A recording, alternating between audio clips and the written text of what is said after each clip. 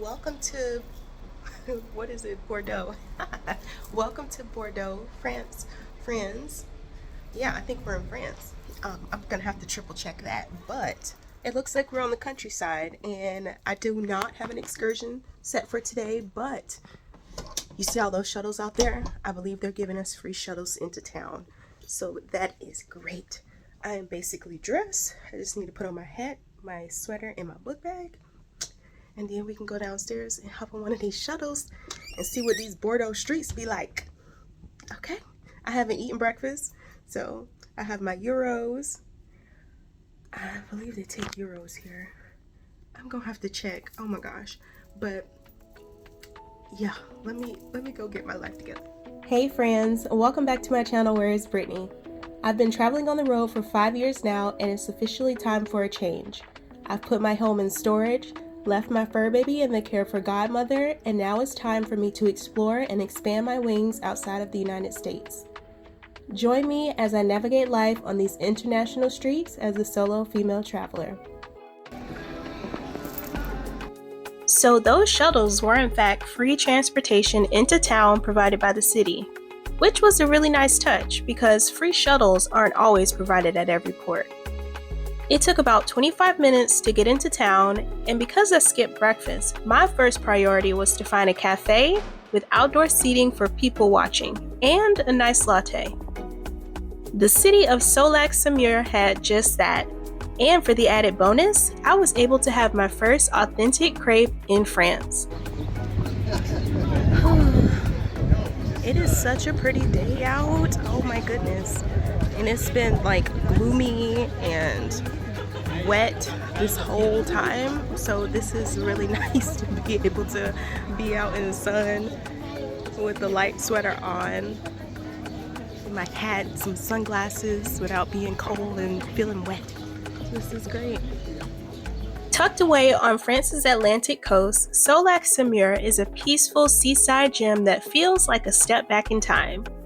With its ocean breeze, historic charm, and colorful market culture, it's a place where the rhythm of life slows down and you get to savor the little things. I wish you guys could smell how nice it is in the air. Everybody's baking, so there's like this sweet bakery scent. Y'all know what it smells like when you go through Publix baking area? Well, it's 10 times better than that, I promise you. It smells so sweet and just yummy. So really it's just a lot of shopping on this street. This looks like a large shopping plaza, but like outdoor.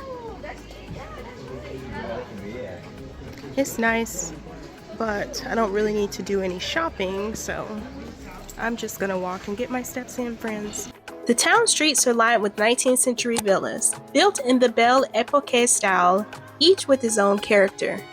These homes tell stories of time when Soulac was a fashionable resort for wealthy Parisians, drawn here by trains when the railway arrived in the 1870s.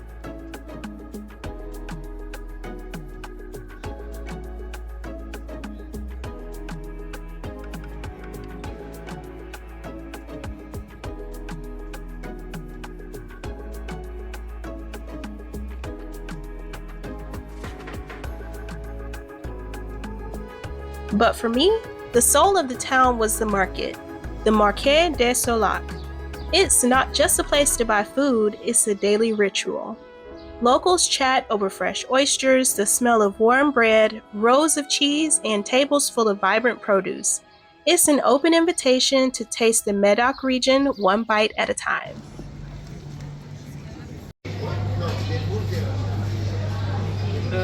So I bought some pastries, and I feel bad because I did not bring my translator. I was able to use Google Translate, but it wasn't all that great. So we used a lot of sign language, and apparently certain things are very universal in sign language, like a to-go box and the numbers on the fingers, and pointing can go a long way.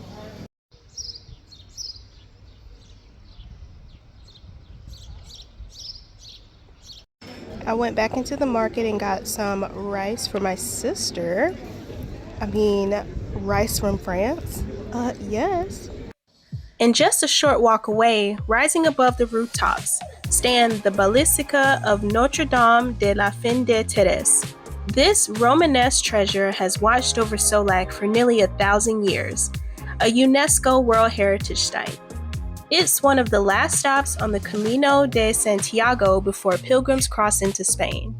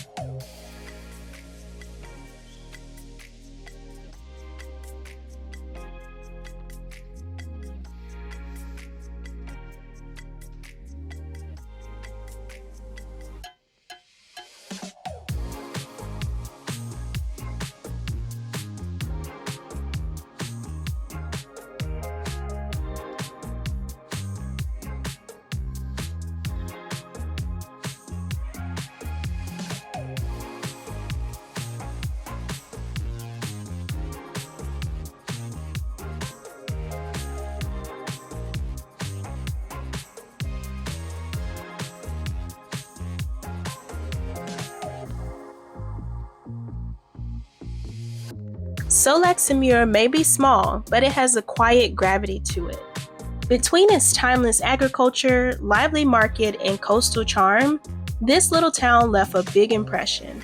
If you're ever in the Medoc region, it's well worth a detour.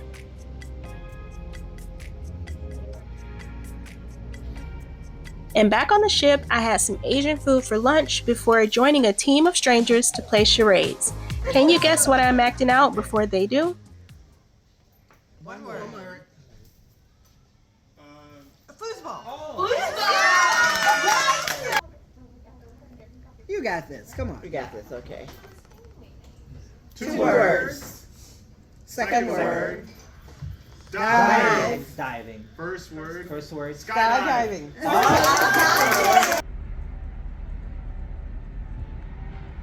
I took one last look at the port of Bordeaux before making my way to dinner. That night, Carnival decided to show us why they're called the Fun Ship.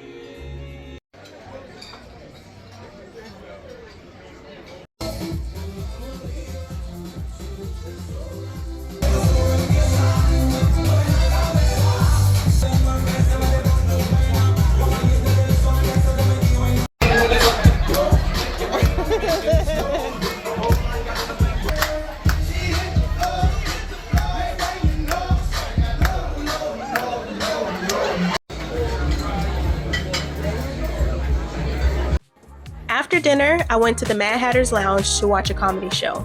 As you all know, I've been on many cruise ships now, and the Carnival Miracle, besides that one Disney cruise I went on, has been one of the most whimsical and beautifully decorated cruise ships I've ever seen.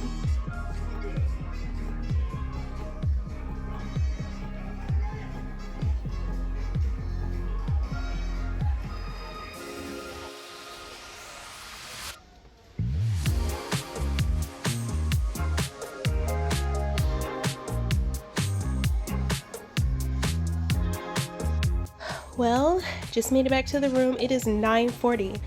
I grabbed some chamomile tea, but let me show you what 9:40 looks like out in the sea. Oh, I locked the door. Oh.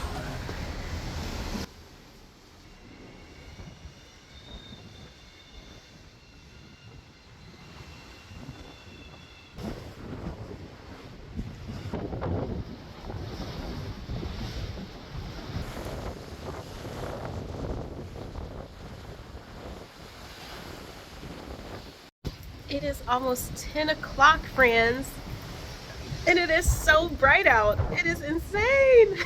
It's chilly, so I'm going back in, but wow.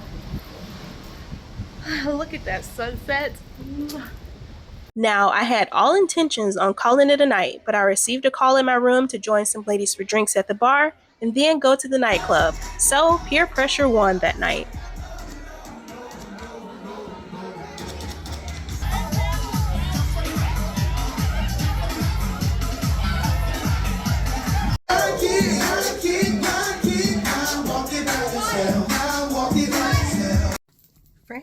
just getting back to my room. It is like 1:30. I went to the club for the first time. Like, I don't go to clubs on cruise ships. Nothing against them, but I just don't go. But tonight I went, and I'm already at 6,000 steps, okay? So it was a good time. Time to shower and then go to sleep. Bye, y'all. And on the next episode... Ooh, that's funky. That was nasty. I mean, it wasn't like nasty, but that meat, the flavor was so funky.